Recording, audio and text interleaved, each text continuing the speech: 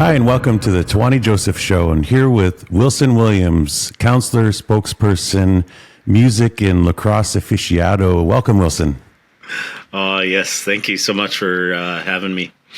It's exciting times, many things going on, but also at the same time, I know you do a lot of work for our nation and for the Squamish Nation, and you do many things. But also, one of the things that people may not know about you so much is about the game of lacrosse and Kakwa. It's such an important part of our community and our culture. And, maybe from your perspective, just growing up over the years, what has lacrosse meant to you?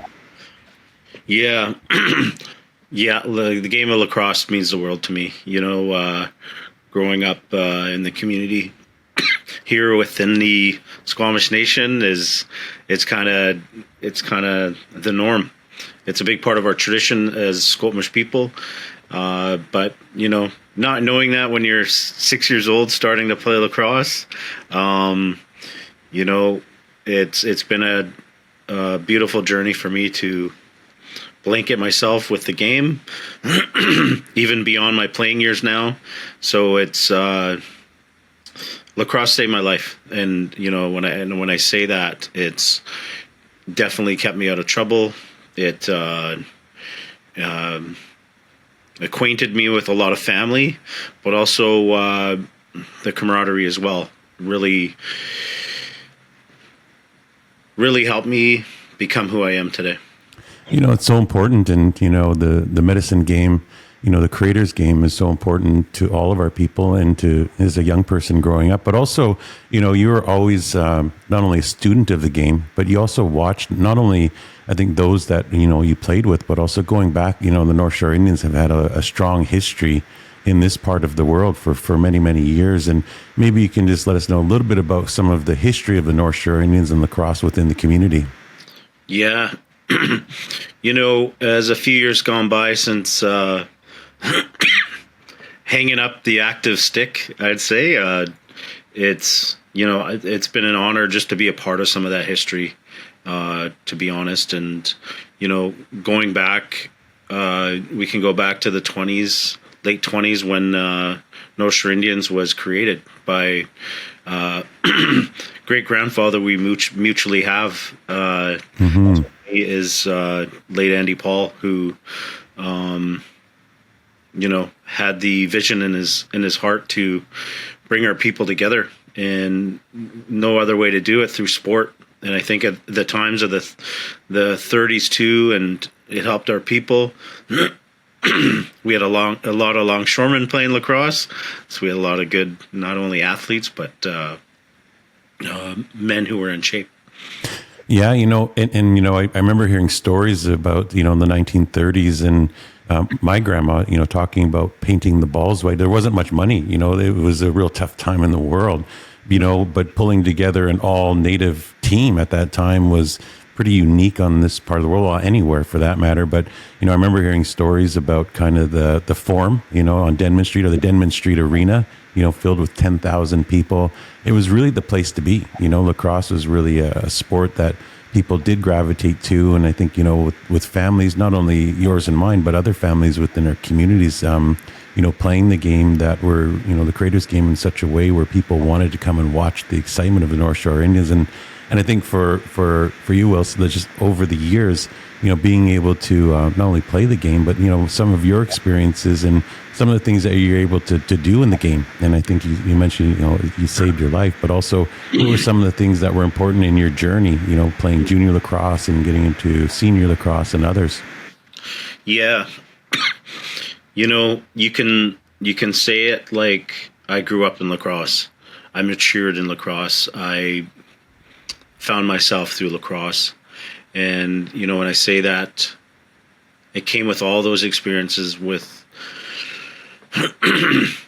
being a child who never could keep still, but at the same time, being naturally social person. The combination of that, you need to be around people. You need to exert your energy in a good way. And, lacrosse provided that. But it also provided the sense of team, community. As I matured through the game, I got to know who our family was in the community. Like you said, we can go back how many generations to, let's highlight the 1936 North Shore Indians lacrosse team. And I always use this when I share history, is that you can point at any child or any person in the nation, in the community of the Squamish people, and say, you're connected to one of these people that was on this team. And, when we amalgamated 16 families come together, when you put it in hindsight, it's not that big of a community, but we are 4,000 strong. But in that sense, though, you can feel that connection with people and bring that empowerment out in people, because it's this legacy of the North Shore Indians that really is alive and well today, and will continue to be. But the experiences through the years, being on a national championship team in 2001 was profound, because losing out a couple years before a few times, it made it that much more special. But at the same time, like I said earlier, becoming part of the legacy of the North Shore Indians was, when I look at it today, it's you get a bit emotional, but you start thinking back to how you got there. Because if the ones who, we talk about Andy Paul, but you talk about like Hawkeye Baker, you talk about Vern Baker, Byron Joseph, Stan Joseph. I think there's a list of many family members we do have, but there's legacies there, whether it's individual or you look at a collective team. And, we've always been a welcoming lacrosse club, inviting people who tried out for the team. But we have this tradition with the Haudenosaunee people, the Six Nation people that have come here since the 30s and been a part of our family ever since, and sharing the game of lacrosse. And, like I said, late Andy Paul had the foresight to, be in Ontario and running into leaders there and connecting lacrosse, and the power sport right there connected us and created this legacy that we carry today. And the tradition continues. We have Indigenous people from across Canada, but we also have Haudenosaunee people of the Six Nations come and, not only play, sometimes they stay and live here and find a new home. And it's kind of normal, right? And it's easily accepted, and it's reciprocated by our families and Six Nations as well. Yeah, and also many cultures, and just to, kind of let people know a little bit more about the game of lacrosse, is that, in men's lacrosse, there's a Senior B League. There's, for us growing up, it was Friday nights, and Senior B, the national championship is called the President's Cup. And that includes teams from the United States, First Nations teams from there, but also teams from right across Canada of all cultures. Then you also have the Western Lacrosse Association and the MSL, and that's Senior A lacrosse. And so, being able to win a national championship in 2001, which was amazing. There was, times where North Shore Indians won in 1985, and the Baker family really held the team together and the community together as well. 1993, which the championship was won up at Harry Jerome, actually, in North Vancouver.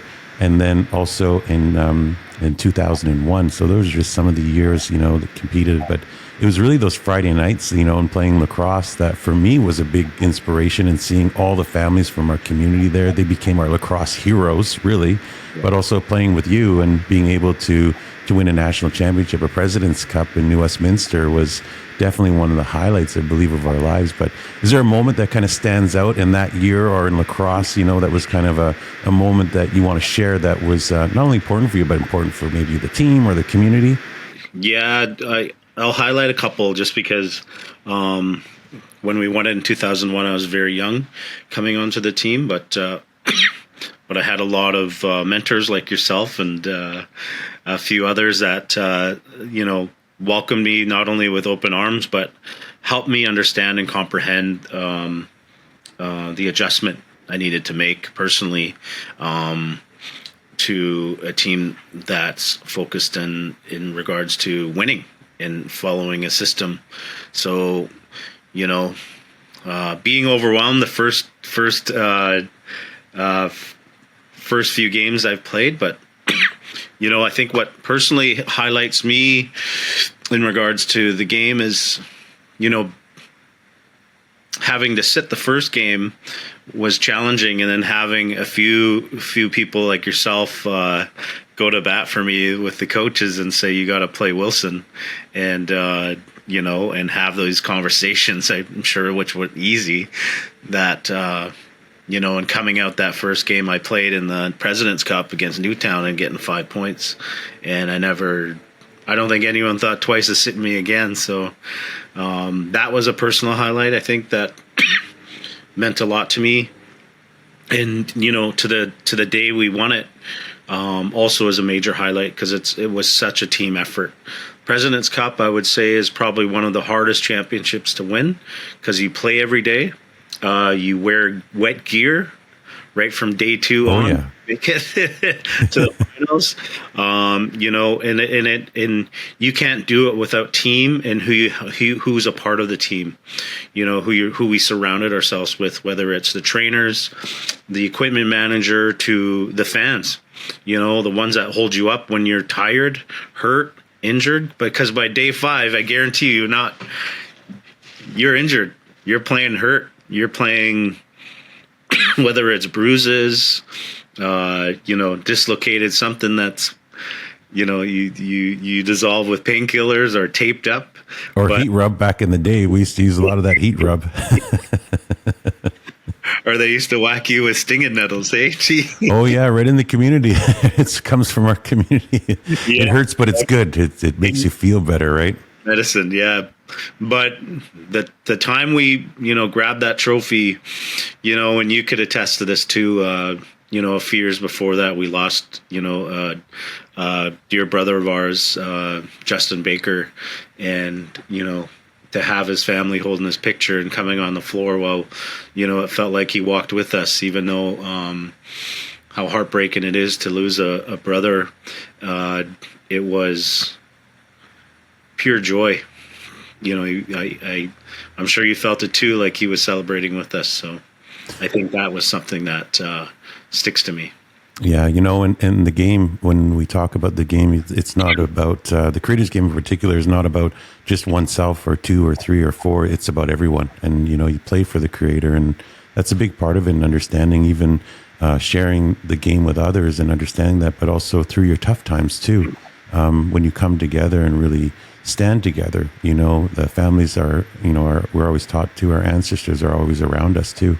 And you can feel that. And that's really a true part of the game, but also of culture as well within our communities. And, the North Shore Indians today is still going. I mean, it's been going. It goes through ebb and flows. And, sometimes, in the 80s, kind of the teams kind of like any team, it goes ups and downs, but also there's young players coming up. But the North Shore Indians is still going, on Friday nights in North Vancouver and playing in the Senior B League. And for you, Wilson, what's kind of the next steps, for lacrosse in North Shore?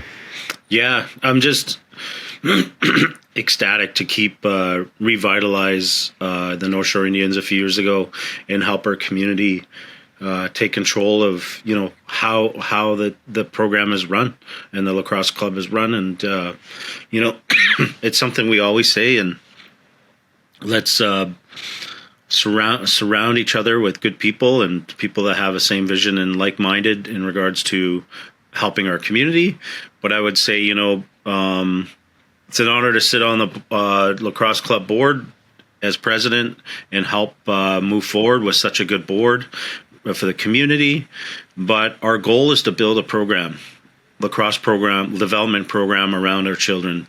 And, where we can say kids should be born with a lacrosse stick in their hands. They should be, it should be normal to play lacrosse for anyone. And it's welcoming, just like our people are with our arms. And it provides that medicine, and it's our respect to the creator's game. And it helps shape me who I am today. as we, we're always on that educational path of from womb to tomb, and and lacrosse helps that. If you're not playing, you're there supporting in a good way, but there's healing involved too. We've brought back ceremony to the game and acknowledging our legends of the game and our past history to hold them up, but we're holding up the families that are there as well. Absolutely. And as we say, growing up and what we're taught, lacrosse is life, all aspects of it: coaching, playing, training, supporting, the drums in the stands and the people that lift the players on the floor. So lacrosse is life, really, truly. So Wilson, one of the things, in your life that people may not know a lot about, and they might see you at different times, is music. Music obviously has been a passion of ours growing up, and our band Bitterly Divine. But for you, where did it start in terms of your love of music? Yeah, it started in the house. It started as a child, just, probably my two biggest influence are my parents blasting music all the time while they're cleaning or just randomly or socializing. And it continued more so with my dad's love for music. I think that he always spoke of some of our relatives who played music. And, we coming from a family music background, and I learned more of that growing up, but then my interest to music was always, I always wanted to play guitar or be involved somehow, and not just listen, because it was such a big passion to, and drive that I had. So, that's sort of where influences came from. But my late uncle Johnny Paul was lead guitar player and famous around the Indigenous community. With absolutely. White Feather, yes, for sure. And also, going back, speaking about, lacrosse in the community, but also music was an instrumental part of our community as well, with the big bands, the big band sounds and the trumpets and, the saxophone and others. But, also I think, for music as it kind of came into your life, that's how it kind of entered my life as well. Actually, as you were getting into it, I remember, you asking me, hey, do you want to try to sing, and stuff. And I hadn't sung before. And I had my father, who's a Maori from New Zealand, was in a Maori show band, the Quintikis. But I remember sitting as we were working together in North Van on the reserve, asking me, hey, you want to, try this out? And I think that's what really inspired me around that as well. And with cousins, and as you learned, I was learning as well. And I think one of the things that in our musical journey that people may not know is we spent a lot of time writing music. And so, we were able to kind of, someone once said to us, there's no rules in music. And I think that really opened our minds into what was possible. But some of the songs, which ones off the first album, the Bitterly Divine self-titled album, that really stand out to you in terms of writing? And I think that was important because we were, fortunately nominated for Best New Group and Best Rock Group back in 2009 in the Aboriginal People's Music Awards. But on that album, what's the song that stands out to you in terms of writing? Yeah. Whether it may be the music itself or the lyrics, I think a few songs really stand out, especially I just recall a few songs that we sat down and, whether it was 10 in the morning or midnight, where, having the privilege to not only live, work, and play and be your neighbor as well, and was also, something that really hits the heartstrings. But you couldn't say anything more than this is meant to be for us, playing music. And I would say the most fun writing song that we have on our album, our first album, is Road to Nowhere. It was fun, just many laughs and storytelling sort of transpired from getting triggers from the lyrics we're writing. And and especially when we're collaborating with the other guys. I think because we opened that up, that was kind of our first crack at a song, and that holds near and dear to me too. And I sing that one to this day in the shower, outside. I'll flick it on and let my daughters hear it because they're getting introduced and starting to play music as well. So yeah. Yeah. And people may not know this. The one thing about, kind of being in a band and writing original music is, the process of going through it. And for us, we're such a inclusive and community oriented, in terms of how we were taught and in terms of our teachings from our elders. But as we were working together, I was just heading off I was heading overseas.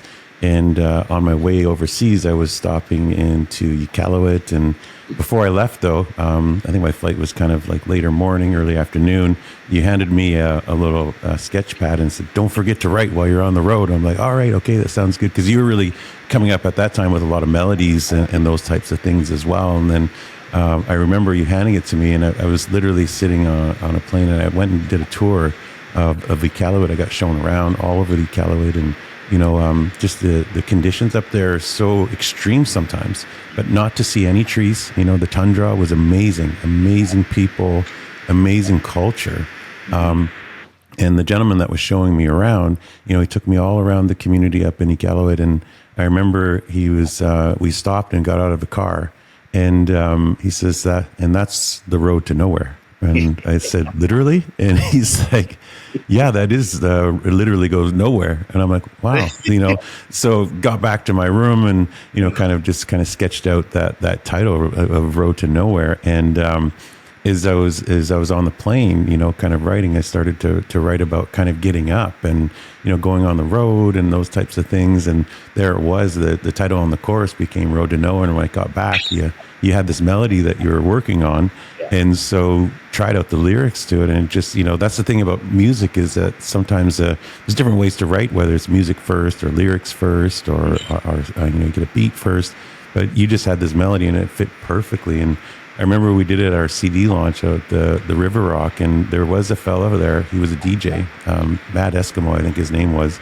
And he said, "Man, you got me," because we had pictures of Iqaluit as well, PowerPoint as we were playing. And he says, "That really got me, that Road to Nowhere." And it really was a fun time, and being able to go through a writing process because it was new for us, right? Yeah. And I think that's a big part of music is being able to collaborate. Not everybody does, but we're very much about that. And other songs on the new stuff that we've been working on, I think it's a similar process that we went through, right? Sometimes we come up with melodies and those types of things, and I think that some of the songs that we worked on also is a tribute to the late Nora Baker in our community. Take My Life, and she really lived her life the way that she wanted to live it. And I think that's what really came out in that song, right, for us, called Take My Life. And so I think it's important for people just to understand a little bit about kind of the songwriting, but for music. So, we've had a chance to travel all over the place. Which ones that, some of our road trips stand out for you? Yeah, a lot of them do, I'll share a few, but then I'll share a bit of where we're at today, if you're okay with that. I think that, especially when we first started, being able to, one that stands out is going to Beijing, and playing, I think it was 2 or 3 shows there. It is, for some of us who don't skip too far from the reservation, that was a huge trip for us.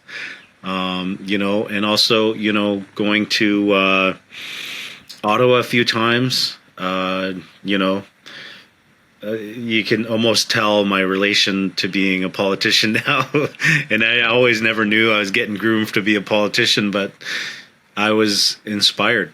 Music inspired me in all facets of my life and opened, if you want to call it, maturity, or just open my peripheral, and creativity. And I love writing, and it's something that we develop skills as we get older and mature, but, and it's fascinating because that's what gives you passion, when you talk about songs like Passionate Souls or, it really hits home because we're talking about life experiences, and going with the band up to small towns like Yellowknife and, where it's minus 40 or, Yeah. traveling with the band. And what I got to say too, keeping a band going is challenging. This day and age, it's, if you want to survive off playing music, it's very hard, and all of us have day jobs and, have families to take care of. We still have opportunities. You could attest to this. We get so many opportunities to play so many gigs, but it's so hard and challenging. And, I have a few hiatuses with the band due to like other things and work going on with my political job, but I just love playing. And if I had a choice to have a career, it would be music, and that's something that I will say, that is right at the top of my list of, wish list. Absolutely. And starting the band, just over 17 years ago, and, late Auntie Audrey was, calling us as we were up at Cousin Glenn's, kind of just learning new covers and just learning how to be a band. And we literally did start in the garage in my house, and we're banging away, and the cops would come by, a couple of times. And I remember they came by and we'll quiet down 11 o'clock. And, a few weeks later they came by and knocked on the door, and they're like, hey, and I opened up the door and I said, okay, no problem. We'll close her down, and stuff. And I remember one of the cops said, he said, actually, you guys are sounding better. And so it was kind of like a confirmation in our mind, like, hey, we're actually moving. And then Auntie called and we were up at Cousin Glenn's, and she said, oh, heard you have a band, and I tell this story a lot with us when we're on stage too, but we didn't really have a band. We were just kind of out there kind of learning, and good thing we had Cousin Brent and Uncle Denny and others that, kind of helped lead us. But I think she said, yeah, I want you to play for my 75th birthday. And I'm like, okay, Auntie, and when's this? And she says, in 6 weeks. And I said, okay, Auntie. And in our culture, you don't say no to your elders, right? So I hung up the phone with Auntie and went back into the room where we all were, where all you guys were, and said, well, boys, we got our first gig. It's in 6 weeks. We've got to learn 22 cover songs. And I think, I don't know, where were we going, 4 or 5 nights a week? You remember? Sometimes it was like 5-6 hours at a time too, right? Yeah, we went long. I think that, and then, just the collaboration and camaraderie of saying, what are we going to play? Play to our demographics, but also play to what we like and our influences. And I do got to say, though, like, some of the best and most inspiring shows were, that one first show for Auntie Audrey was just like nerve-wracking as hell, but it was so much fun, and then playing all those shows at the Yale.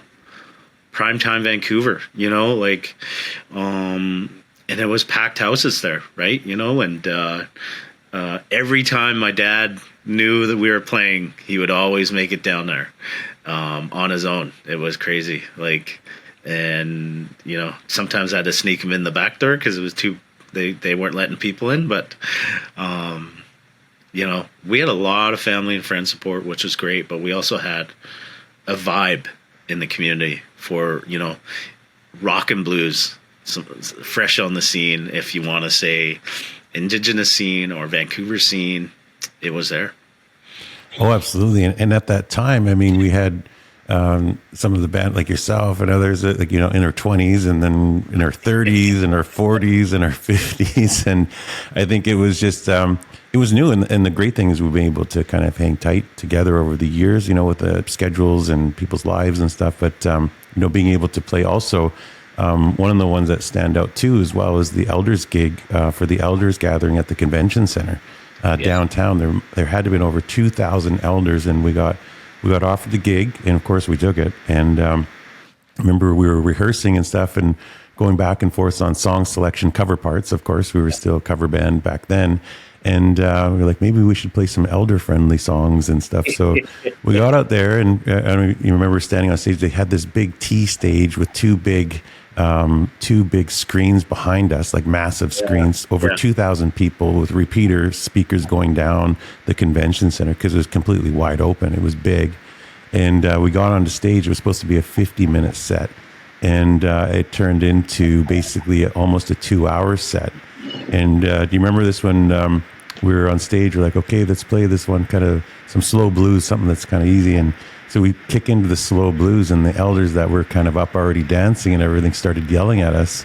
And they're like, we don't want none of that slow stuff. Give us some rock and roll. And I'm, okay, here we go, boys. We busted into LA Woman, and elders all came up onto the stage and just joined us up on stage. And it was an amazing time. And those are just, some of the other gigs that stand out. But tell me a bit about the last couple of years too. Maybe you can share a little bit about that. I mean, obviously playing in the park in Stanley Park for us was a big moment. We've been able to back up a lot of bands over the years and also share some of our music in different ways. But that one definitely stands out, right? Yeah. Playing the Skookum Festival, playing that, what's that show we played in the... Rock the Park. Rock the Park. And, this is where things got real for us, as much perseverance and just good camaraderie and our brotherhood and we're family as a band. I remember looking at you and saying, "This is who we're opening up for." Billy Idol. The Killers. 440, the Killers. We're sitting there just laughing at each other, taking in the moment. And we talked about that. Remember when we first started? And I think us as a band, it just organically happened. It was meant to be, like I said earlier, in regards to writing. We didn't say, okay, we're starting a band. We just started playing music. So we started playing instruments. Your vocals started to get really strong. So people started to feel it. It was, and I could just tell in the community, it's like, okay, especially after that first gig. So, but being able to pose for pictures, with Billy Idol meeting 5440, they're in the next green room, dressing room beside us. They're saying, yeah, they're just chilling next door. And everyone's like, oh my God. So those sort of, oh my God moments definitely happened. And being able to, soak it all in, getting those VIP passes we always wanted to hang out backstage and meet good people, meet musicians, people that are just humans like us, but they're just living the life, and just gifted. Absolutely. And, for us, our musical journey continues, and also, meeting other Indigenous artists, in our paths over the years. I mean, you and I are the same, and I know all the guys in our band are always the same. We cheer for other Indigenous artists when they do well, and if we're able to be lucky enough to share the stage with them or hang out with them, we always want them to do well in anything they do, and to see some of those artists over the years kind of move on to paths of, international, fame really, and others. It's really exciting to see for Indigenous peoples, but also for us as a band and musicians being able to, kind of walk in that world. For us is a real privilege to be able to do it and continue on our music. And this summer play more gigs, and next winter play more gigs. So we're just always looking to get out and meet new people within the communities and just enjoy ourselves. And I think that's fun. And I think, Wilson, kind of the last thought on this in terms of kind of where the band is going into the future and stuff like that. What's just some of your thoughts in terms of what's coming down the pike? I for me personally, I want to play music, and being at rehearsal last night with the guys and preparing for a show tomorrow at the convention center, I'm ecstatic. I'm ecstatic and nervous because I'm like, what am I going to wear? I got to, take off the suit and tie tomorrow to put on some comfortable stage clothes. And, that's the kind of, it reminds me of putting on lacrosse gear, right? And I'm looking forward to playing shows with the guys and hanging out with, the band. And I miss everybody. And being able to hang out and build that camaraderie back, or have that camaraderie, be in the room with everybody. But I love being able to go to our studio, and we used to host online things during COVID, but just I want to be able to say, hey, let's meet at the studio and just hang out and and jam out, and also collectively with the band, continue playing shows. It's so much fun to be able to get to share music with people and inspire people. Young musicians, like we always talk about, is we got to groom the future band, like with the community or Indigenous, because we always empower everybody we cross paths with. Absolutely. And the musical journey continues. Yes.